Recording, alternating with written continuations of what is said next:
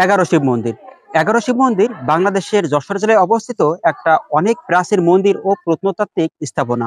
সুপ্রিয় দর্শক শ্রোতা, আমি আজকে আপনাদের দেখাতে চলেছি যশোরের একটা প্রত্নতাত্ত্বিক এবং অনেক অনেক পুরাতন একটা মন্দির, এগারো শিব মন্দির, যেটা যশোর জেলায় অবস্থিত। যাই হোক, আজকে এই এগারো শিব মন্দির জুড়েই রয়েছে আমার ভিডিওটি। তো ভিডিওটি সম্পূর্ণ দেখতে চাইলে আমার ভিডিওর সাথেই থাকুন। তো চলুন মন্দিরের ভেতরে প্রবেশ করা যাক। 17 শতকের মাঝামাঝি সময়ে রাজা নীলকণ্ঠ রায় ঠিক এই জায়গায় মোট 11টি শিব মন্দির নির্মাণ করেন। অভয়নগর উপজেলার বাগুটিয়া ইউনিয়নে ভৈরব নদের পাশেই এই 11 শিব মন্দির অবস্থিত। এই 11 শিব মন্দির যশোর সদর থেকে 45 কিলোমিটার দূরে অবস্থিত। এখানে সর্বমোট 11টি শিব মন্দির রয়েছে। আর উত্তর দিকের যে শিব মন্দিরটি দেখা যাচ্ছে, এটা হলো এখানকার মূল বা প্রধান মন্দির। 11 শিব মন্দিরের ভিতর এখানকার যে স্থাপনা, পূর্ব দিকে রয়েছে 4টি শিব মন্দির, আর পশ্চিম দিকে রয়েছে আর 4টি শিব মন্দির। আর দক্ষিণ দিকে অর্থাৎ প্রবেশদ্বারের দুই পাশে অবস্থিত 2টি শিব মন্দির এবং উত্তর পাশে অবস্থিত এই মূল মন্দিরটি। এই মোট 11টি মন্দির এখানে নির্মাণ করা হয়েছে আজ থেকে প্রায় 240 বছর পূর্বে। মূল মন্দিরটির দৈর্ঘ্য 24 ফুট 4 ইঞ্চি এবং প্রস্থ 22 ফুট 3 ইঞ্চি এবং দেওয়ালের প্রস্থ 3 ফুট 4 ইঞ্চি করে। এই 11টি শিব মন্দিরে যখন নির্মাণ করা হয়, সে সময়কার আমলে এই 11টি শিব মন্দিরে মোট 11টি কোষ্ঠী পথরের শিবলিঙ্গ ছিল, যা পরবর্তীতে যে কোনো কারণে চুরি হয়ে যায়। আর বর্তমানে এখানকার যে মেন মন্দির অর্থাৎ উত্তর প্রান্তের যে প্রধান মন্দিরটি আছে, এখানে 2টি শিবলিঙ্গ রয়েছে। প্রতিটা মন্দিরের প্রবেশের জন্য রয়েছে খিলানাকৃতির দরজা এবং পোড়ামাটির কাজে ও নান্দনিক কাজে এগুলো অনুপম। অর্থাৎ পোড়ামাটির ফলক দিয়ে এবং প্রাচীনকালের রীতি অনুযায়ী এই স্থাপনাগুলো তৈরি করা হয়েছে। মূলত এখানে এই 11টা শিব মন্দির সহ যতগুলো স্থাপনা সে সময়কার আমলে তৈরি করা হয়, এগুলো সেই প্রাচীন স্থাপনা রীতিতেই তৈরি। অর্থাৎ ইট, চুন এবং সুরকি দিয়ে মূলত এগুলো তৈরি করা হয়। এই মন্দিরগুলো নির্মাণ করার পেছনে বেশ সুন্দর একটা ইতিহাস রয়েছে। সেই ইতিহাসগুলোই চলুন এখন শেয়ার করা যাক। যশোরের তৎকালীন রাজা ছিলেন রাজা নীলকণ্ঠ রায়, যিনি কিনা ছিলেন রাজা প্রতাপাদিত্য রায় এর বংশধর। তার রাজধানী ছিল চাচড়া। আর ঠিক সে সময়ে অর্থাৎ আজ থেকে প্রায় 260 বছর আগের কথা, সে সময়ে তিনি চাচড়ায় তার রাজধানী নির্মাণ করেন এবং সেখানে বসবাস শুরু করেন।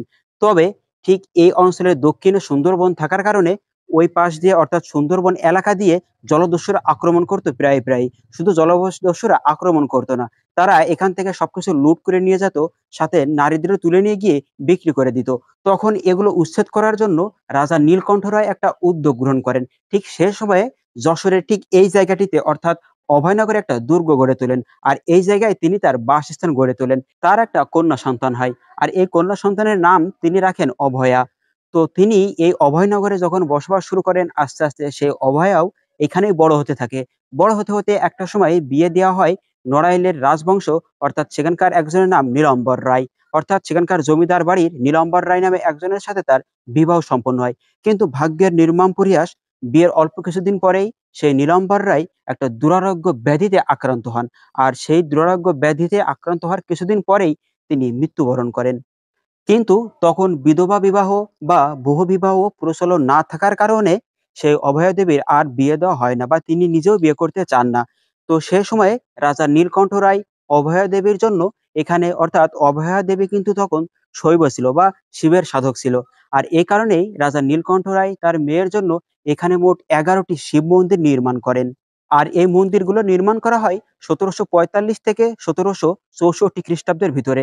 অর্থাৎ আজ থেকে প্রায় 260 থেকে 275 বছর আগে এই মন্দিরগুলো নির্মাণ করা হয়েছে। রাজা নীলকণ্ঠ রায় তার মেয়ের নামে এই অঞ্চলের নাম রাখেন তখন অভয়নগর। সেই থেকে কিন্তু এই অঞ্চলের নাম এখনো অভয়নগরই আছে। 2014 সালে এই মন্দিরটি সংস্কার কাজে হাত দেওয়া হয়, যা শেষ হয় 2017 সালে। এই সংস্কারের কারণে এই মন্দিরটি পুরোটাই ধ্বংস হওয়ার হাত থেকে রেহাই পায়। তবে এই মন্দিরের যে কারুকাজ, এই মন্দিরটা যেভাবে, যে পদ্ধতিতে, যে রীতিনীতিতে তখন তৈরি করা হয়েছে, সত্যি প্রশংসার দাবিদার। কেননা আজ থেকে প্রায় 260 বছর পূর্বে এই মন্দিরগুলো নির্মাণ করা হয়েছে। আর ঠিক তখন থেকে ঠাঁই দাঁড়িয়ে আছে এই মন্দিরগুলো, যেগুলো কিনা এখনো ঠিকঠাক ভাবে আছে। একটা সময় প্রতিটা মন্দিরে আরাধনা করা হতো, পূজা অর্চনা করা হতো। কিন্তু একটা সময় পরে এখানে 11টি শিবলিঙ্গ থাকে প্রতিটা মন্দিরে। তো প্রতিটা মন্দির থেকে 11টি শিবলিঙ্গ অর্থাৎ কোষ্ঠী পাথরের শিবলিঙ্গ চুরি হয়ে যায়। যে কারণে তারপর থেকে বাকি 10টা মন্দিরে পূজা না করা হলেও প্রধান মন্দিরটা, সেই মন্দিরটাই এখন প্রতিনিয়ত পূজা অর্চনা করা হয়। মন্দিরের বিশেষত্ব, এটি স্থানীয় পদ্ধতিতে নির্মিত। সে সময়েও যে বাংলায় উন্নত মানের স্থাপত্য শিল্প প্রচলন ছিল তা কিন্তু এই মন্দিরগুলো দেখলে বোঝা যায় সুস্পষ্টভাবে। সুপ্রিয় দর্শক শ্রোতা, আজকের ভিডিওটি এ পর্যন্তই। ভিডিওটি সম্পূর্ণ দেখার জন্য অনেক অনেক ধন্যবাদ। যদি সম্ভব হয় যশোরের এই পুরাতন মন্দির এবং প্রত্নতাত্ত্বিক স্থাপনার নিদর্শনটি শেয়ার করে সকলকে দেখার সুযোগ করে দিবেন।